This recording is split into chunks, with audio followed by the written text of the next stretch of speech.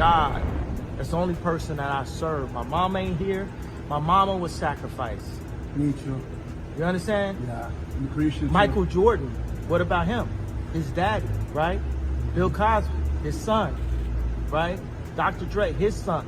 You know, out in Hollywood, a lot of people come up missing. Every time we think we know everything dirty Ray J has been involved in, something else comes up to remind us we really don't know just how dirty that man really is. So, according to Kanye West, Ray J helped industry higher-ups take out Whitney Houston, and baby, Kanye came with all the receipts. In fact, it's even being alleged that Whitney sent Kanye a whole voice note hysterically asking him to help her because she feared for her life. One thing about Kanye, he might tell a joke, but he has never in his life told a lie. Ray J's crusty self was already rumored to be Whitney's handler way before she got taken out, but this is the first time those rumors are being confirmed with receipts. And honey, it's not looking too good for him. Now, as most of y'all know, right before Whitney died, she was going in and out of rehab for her substance addiction. And actually, she was doing well till she started messing with Ray J. Even though neither of them ever confirmed that they were in a relationship, there were definitely rumors about it, with some people even accusing Ray J of dragging Whitney back into her addiction. In fact, according to Whitney's sister-in-law, Ray J was the one supplying Wendy the substances that she ultimately OD'd on. She said she knew right away that Ray J had a hand in Whitney's death the moment she saw that video of him sneaking out of her hotel, hiding from the paparazzi. When I first heard she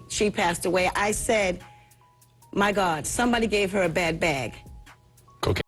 Yes, I promise you, that was the first thing that came out of my mouth.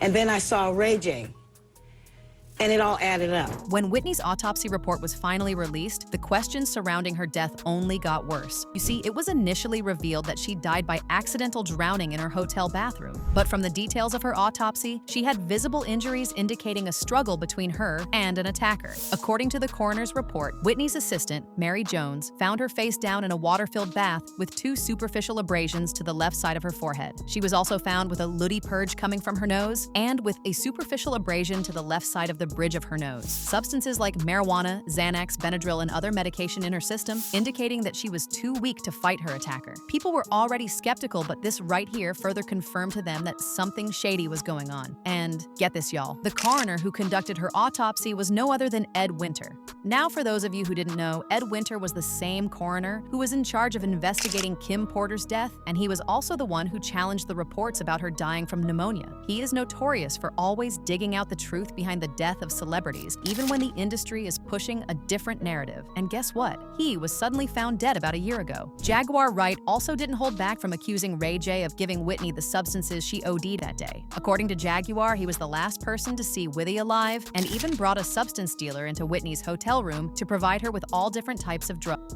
knowing that Whitney was in need of help. Jaguar also talked about how the bruises Whitney had, claiming that they were defense wounds from Ray attacking her. When they did her autopsy, they said there was nothing wrong with her throat.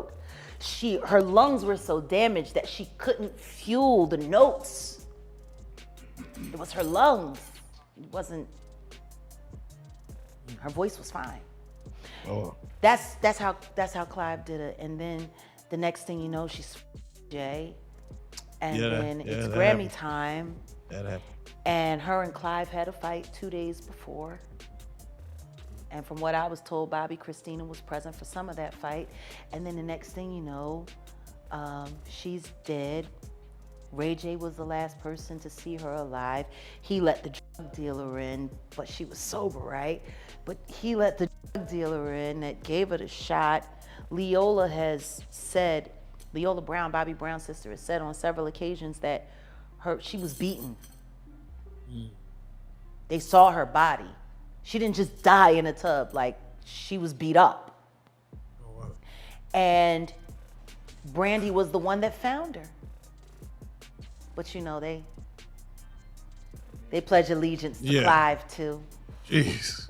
Well, you know, Ray J was kind of down on his luck because the whole bullshit had happened, and then, you know, Whitney was dead and he was using her, as he's said himself, for clout, and then all of a sudden he got Love and Hip Hop LA after Whitney died. And then they inappropriately put her stupid goddaughter on there. Yeah. I just thought it was all kind of cheesy.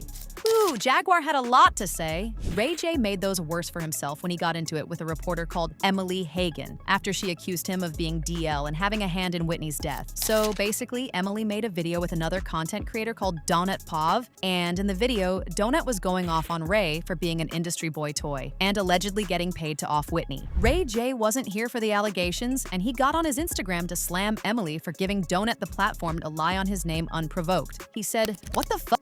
See, this is exactly what I'm talking about. Now I had enough. I'm about to do my final crash out for real. But this one is for my kids and for my mom, pops, and Brandy and my niece. If something happens to me, then so be it. The truth matters more in the long run. I'm talking to everybody who played with me this week and sent me threats. You know who you are. And continue to try to bully and manipulate me just being you been paid me to be quiet. Treat me like I'm your slave and silence the truth. Well, money, I don't want it no more. I'm about to activate. You really thought all this hush money you gave me would keep me quiet forever so you can pretend to be great people? Well, not anymore. It's nothing you can do, so bring on the pain. Send everybody, I'm waiting for you." And this dude on this interview quick to tear down another black man and talk about he don't know nothing about and then bring up Whitney, as if I had something to do with it. Now when it comes to Kanye, he has never liked Ray J. He has thrown several shades at Ray J in music, specifically because he was involved with Kim Kardashian at one point. For example, in one of the songs in his album, Life of Pablo, he rapped the lyrics, "Me and Ray J would probably be friends if we wasn't in love with the same bitch. You might have it first, but I'm rich though." Ray J's manager was pressed as hell about these lyrics, claiming he was going to sue Kanye. We're talking about potentially doing something. There's been too many times Kanye has done this. You can't really continue to use people's likenesses without either compensation or clearance. A lot of people initially thought he only disliked Ray J because he did an explicit tape with Kim. But word on the street is, it has way more to do with Whitney than Kim. Back in 2018, Kanye drove attention back to the shady way Whitney died when he bought the rights to Whitney's bathroom photo from 2006 after a substance-filled night for Pusha T's album, Daytona. At the time, people thought he was trying to disrespect Whitney. Even Whitney's family went off on him for this, but according to recent reports, he actually did that to honor her memory because he knew she was taken out. Apparently, the album cover was meant to trigger the higher-ups who were behind her death. And even though to everyone else it seems like he was being disrespectful, those who the message was for got it loud and clear. Interestingly enough, it was right after this that Kanye's career started going down and those mental health allegations started. So from the looks of it, it seems like they started pushing the narrative of him being crazy so no one will take him seriously. Another person said, "Whitney never bathed in hotel tubs. She always took showers. She said the tubs were not properly cleaned." But now I want to know your thoughts. What do you think about Kanye exposing the industry for getting rid of Whitney? And do y'all think Ray J was really used to make it happen? Let me know your thoughts in the comment section below, and don't forget to click here to watch this other messy video.